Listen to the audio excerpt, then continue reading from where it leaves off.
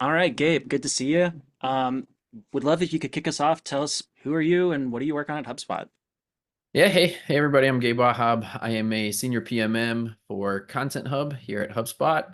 I've been in the HubSpot sphere for quite a while though. Before joining HubSpot 2 years ago, I was a partner as well for 10 years. I owned my own agency for several years and then was acquired by HubSpot's Partner of the Year at that time.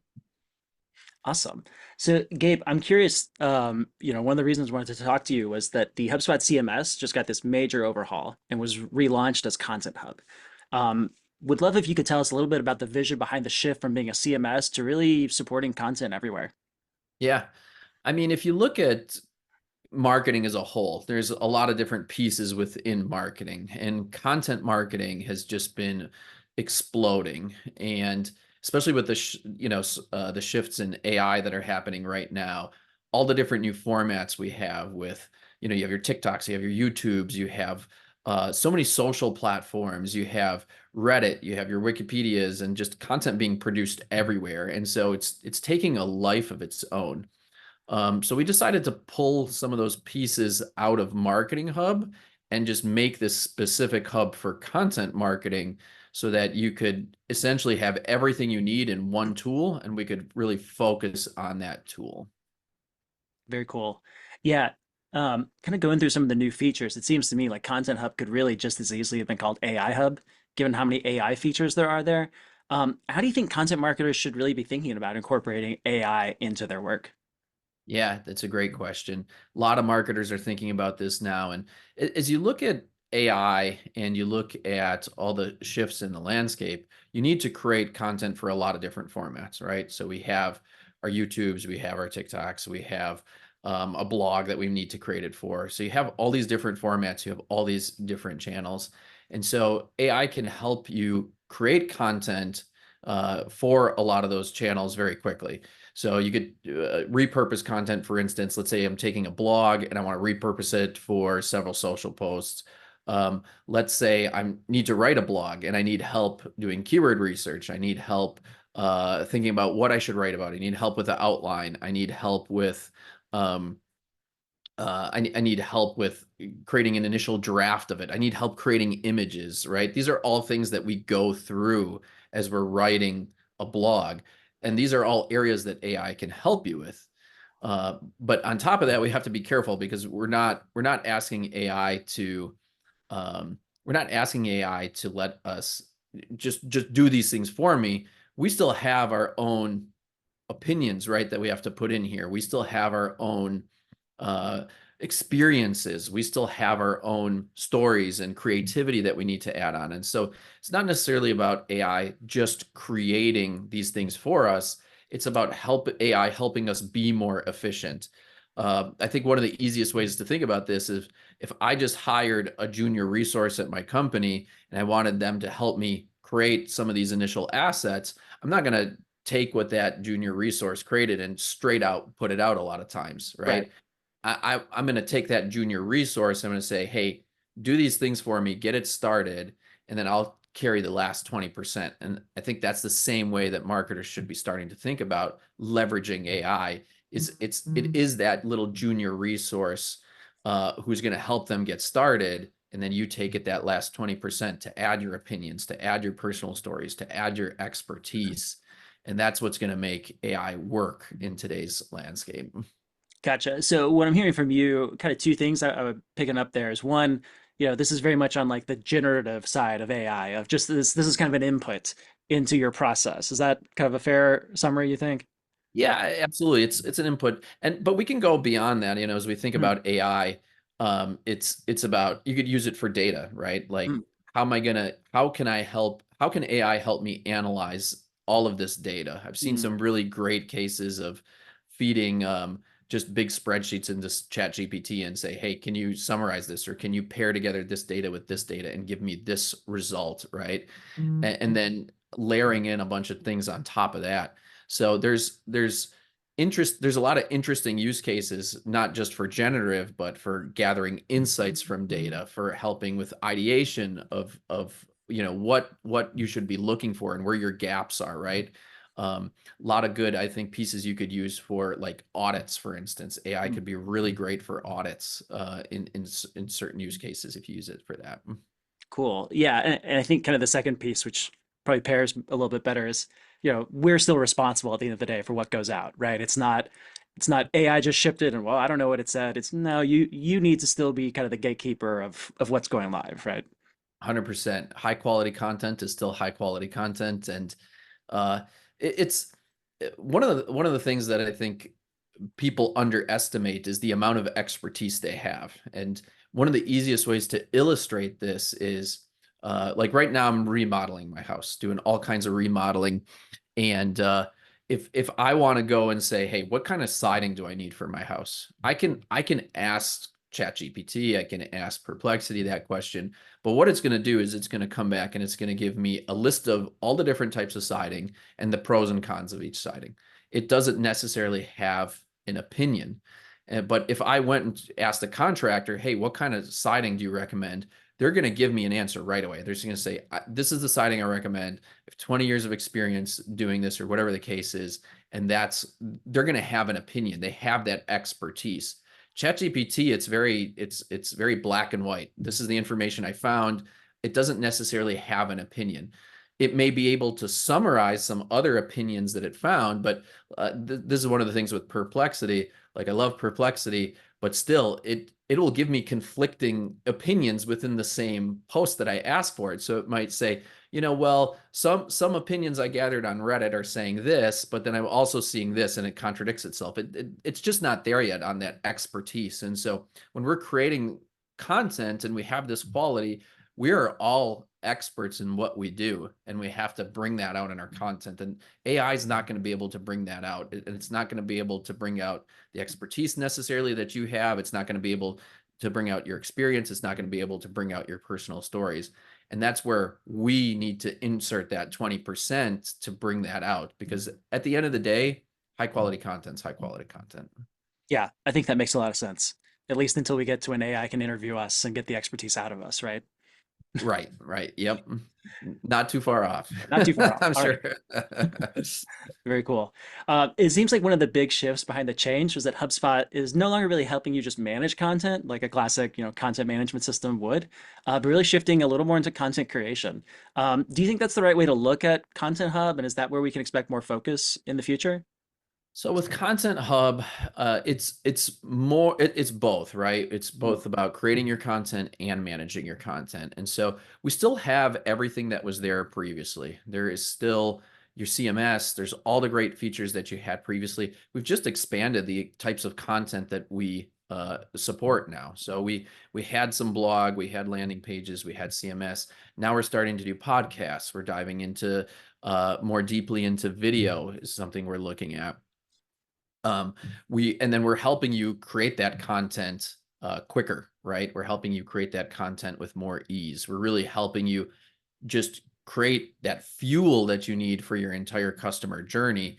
And so we're still serving the same audience. We're just able to add a lot more to what we're helping serve with that audience. Gotcha. Kind of building on that, I guess. Obviously CMS Hub had a pretty clear audience of who it was for. If you want to host your website on HubSpot, you're going to need CMS Hub. Content Hub, obviously, like you said, you could still absolutely do that, but there's a larger group of people that could probably benefit from it. What types of people and what types of roles should really be considering Content Hub? Yeah. I mean, when we built CMS Hub, it was a CMS built for marketers. So we really had that marketing manager, we had the CMO, we had, your marketer in mind, but also the developer. So it was very targeted at marketers and developers. And I'd say it's still very much that same target. We're still supporting the marketer, we're still supporting the developer, even more so the marketer now, though, with all these additional tools. But additionally, too, for content folks, your content director, your head of content, your content writers, we're also supporting and have tools for them as well. But I'd say our main target audience is still going to be your marketer persona, and supporting the activities that they're doing. Awesome. That makes a lot of sense. So I've been testing out the new features in Content Hub, and Content Remix certainly caught my eye. It seems like kind of one of the marquee features in Content Hub. How should content marketers be using this in their content strategy? Curious your thoughts on that. It seems like a great way to get more leverage on what they're already doing, maybe a way to produce more content in general, but definitely curious on what you're seeing work and what your thoughts are there. Yeah, no, content remix is definitely one of my favorite features and has quickly become one of the most popular and used features of Content Hub so far. And I have a few different use cases in a few different ways. I personally love to really love it or love it, use it.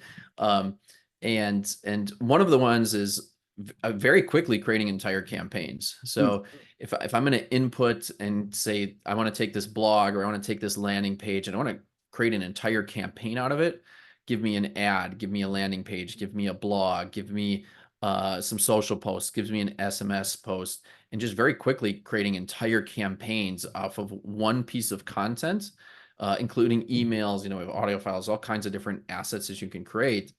And all I have to do is just give it one asset to start from.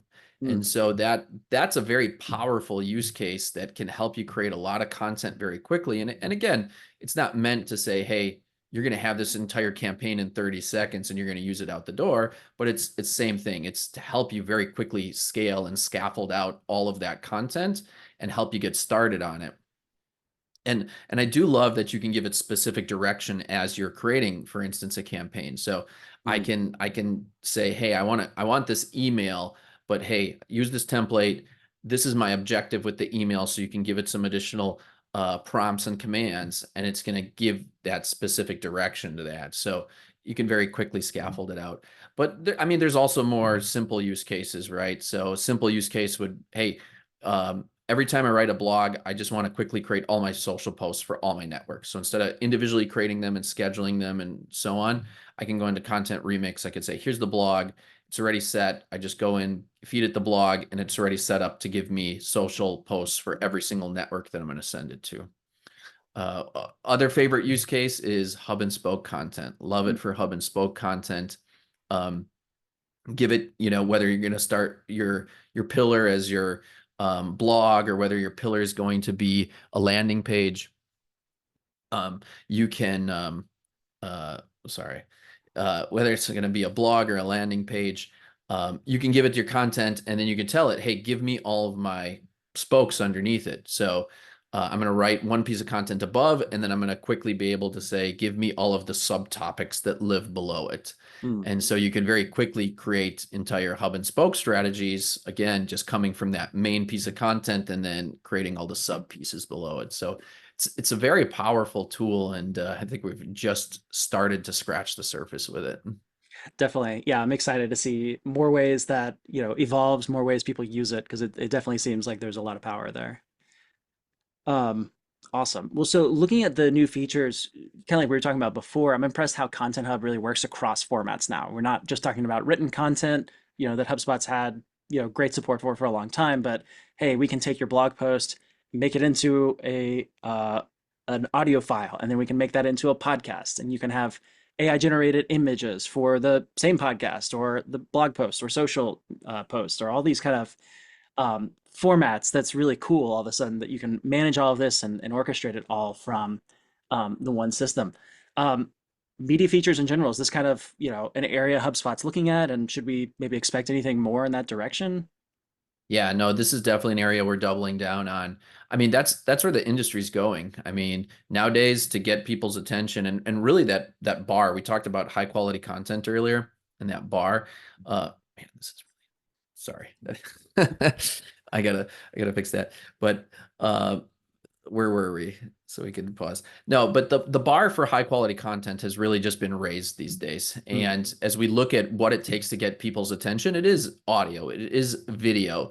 Um, it is just higher quality content in general. If you look at what high quality content was 10 years ago, it was like a 500 to 1,000 word blog post. You had YouTube, but it wasn't used the way it is nowadays. You Right. had these different networks, but they're not, so the bar is raised for high quality, and what people expect these days is audio. It is video. It is a higher quality piece of written content than it used to be. And so we are absolutely looking at all the different ways that we can support these tools, including video, which is not full. We do have some video pieces in there right now, but if you look at our public roadmap, that is distinctly on there. We are looking to support video and do more with video in the future.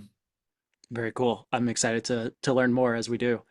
Um, was curious looking at content embeds. So with this, you're really setting content management free almost just from the HubSpot CMS and unlocking the ability to do more smart content in more places.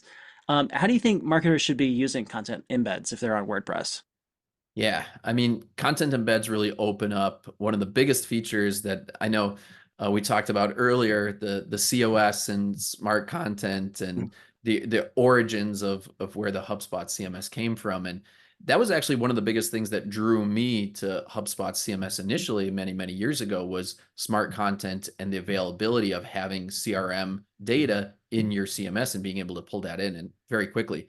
That was super powerful. And that was one of the big reasons that I started to move in the direction of HubSpot CMS early or in the early days, but it was locked away for HubSpot's CMS. Mm, Now we've opened it up and democratized that so you can bring that over to WordPress. And so you can use smart content when you're using WordPress. And it is extremely important these days, you know, in creating these high quality experiences, these customer journeys, I shouldn't just say experiences. It's really important to have that personalization aspect. So you can use smart content now on content embeds. You can use your CRM data with content embeds and use that in WordPress. So if I want to create a membership portal on WordPress with data that's in my CRM, I can do that now. One of the things that also flies under the radar a little bit, but there's some nice developer features for content embeds too, because you can use content embeds on your HubSpot website as well. So if you are using it for HubSpot, you can use content embeds to create like global sections, for instance, oh, and have the global section functionality. Something for the developers in I there. like it. Yeah. We also brought memberships down to Pro, which is something, you know, if we're talking about developers, that was also something that developers are really excited about is having memberships at Pro and being able, again, to just create these membership experiences now. But CRM data and smart content are probably the biggest use cases for marketers now, and just being able to have that data and create those personalized experiences on WordPress. Very cool. All right, so search generative experiences, hot topic. There's been a lot of news in this area lately, so I'm curious to get your thoughts on it. So, um, we've talked about perplexity as kind of like a version of this, and basically just so we're all on the same page, this is when you ask an AI tool or search engine a question, and instead of just bringing you back results, it brings back, answers. It kind of creates a Wikipedia article for you. Um, Google I/O just happened, and they just announced that this is rolling out to everyone in the US and shortly everyone else. Search engines are going to be, not just providing tin blue links, but really summarizing the results. Um, Really, it's cool as a user, but maybe concerning as a marketer. How do you think marketers should be preparing for this new world of search generative experiences? Yeah. Great question. I mean, these days, I think it was Gartner has a study out there that said they're expecting a 25% drop in organic search traffic to websites. Just polling industry experts too, they're agreeing with that just general number of about a 25% drop. So more importantly, though, is to think about where that drop's going to be. So it's really going to be mostly for the early awareness stage searches or more informational stage searches. So it's really going to affect your kind of top of funnel metrics, and so your informational searches and so on. So the way to kind of think about this is when people do come to your website right now, they may be a little bit more middle funnel focused potentially. So we have to start thinking a little bit more about middle and bottom of funnel as traffic may begin to decrease at lower funnel. And if we start to think about how can we improve our middle and bottom of funnel experiences, it's a lot more around personalization, right? How do you create a really high quality experience? How do you create an experience that's very much like what people are used to nowadays when they go to Amazon and they have product recommendations that are specific to them, or they have messaging that's specific to them? So it's something that's always been around, but it's going to become much more important in being able to create those personalized experiences. But also then with those personalized experiences, it's also about having custom areas or I should say, one of the ways you can combat this and create high quality experiences is with these uh, high quality custom portals, Mm, which are going to be personalized to users as well. So areas where they can go in and have content that's tailored to them, tailored to their specific experience, but then also that helps you get them into your funnel so that you can target them, that you can message to them, and so on. And so that's one of the ways that you can kind of combat it. With you have to be everywhere, which is also part of it. Uh, but it's also about, again, we were talking about earlier, really need to show opinions and expertise, and that's a big part of it too. It's if if I can just go to ChatGPT or Perplexity and quickly get an answer to something, if you're creating content that's also doing the same thing, it's probably not very useful content. So as we were kind of talking about earlier about AI and search generative experiences, you know, if you're using AI to just very quickly create content, it's not any better than what ChatGPT or Perplexity can give. So it's not going to be very valuable content. And so that's where we were talking about earlier, those personal experiences, those opinions, the creativity. That's one of the ways that you can help beat it, is having really high quality content that's not just going to be something that AI can quickly answer. And so that's almost like your litmus test is, if I ask ChatGPT this and it gives me a low quality answer, or it's giving me, it's not having or it's just not there at all, that's a good potential area for you to look into and say, okay, there's a gap here. How can I fill this gap? mm. That's good to understand. Kind of, as always, high quality content wins the day. Low quality content, easily commodified. But yeah, those are some good tips, I think, on how we can adjust. Maybe on that same line, actually, memberships on websites seems to be kind of on the rise. And HubSpot just added, like you were saying, they added that to professional, so more people can use that out of the box and really support that, which is pretty cool. I'm excited. We're looking at how we can use this with my company. So, how do you think marketers should be thinking about using memberships in their strategy? Yeah, yeah, absolutely. I mean, it's coming back to just creating really high quality experiences, and not just. And when I say experiences, I mean full funnel customer experiences. I can think of a few examples of companies who've done this, and it really sticks out. So when I say these high quality experiences, you get on the website and it's speaking your language, right? But then you go to the next step in the process and it continues speaking your language. It's hitting on all the points. The questions that you're asking are answered before you have to answer them, right? The information is meeting you where you are. You go to the next step in the process, right? So I may have been early funnel to middle funnel. Maybe I'm even getting into the sales process now, or I'm getting into the customer service process. You it's meeting you where you are at each of those phases, and it's answering the questions before you've even asked them. And so having those really high quality experiences, and when you have them. I don't know for you, but like I've identified some of those. I'm like, these guys really have it together. They've Mm, really outlined the experience. They really know what's going on here, and you feel it. And creating those experiences is going to be more important now than ever before. And so if for instance, let me give an example. We actually have a demo site that does this, that we use in our sales process, just to explain these. But if I'm coming to a website, and let's say I'm looking to just use a calculator. Let's say I want to grade my website and see how good my website's doing, and it's going to give me a score at the end of the day, right? It's going to then take that score and say, okay, we've created a personal portal for you on how you can improve that score. mm, And then you go in that portal, and then based on your score, it's not just giving you generic recommendations. It's saying, okay, I'm now giving you personalized recommendations based on your score and which areas you performed well and didn't perform well in. And so now you've taken somebody who's maybe early in the buying process, maybe middle of the buying process. You've converted them into a lead. You've brought them into your portal. You've given them a personalized area. You've wowed them with that experience to say, like, wow, this is something that they're giving me direct expertise on how I can solve this. And that now you can now nurture them into that process. And so I've created this personal membership area, this personal portal for them that I can keep that I can keep targeting them, that I can keep offering value to them as well. And so it's a two-way avenue. And so creating those membership and those personalized experiences, I think now are going to become growing. And that is because of how AI is affecting the bottom of the funnel. It is how because it's getting so much more competitive and quality, the bar for quality is getting higher. It is also because third-party cookies are going away, and we're going to need more ways to capture and get first-party data. And so it's a combination of things that's really making this area more and more important. That's fascinating. Yeah, and I love a few times you've kind of alluded to instead of content saying experiences, these really high quality experiences is really kind of what the future I think looks like for a lot of marketers.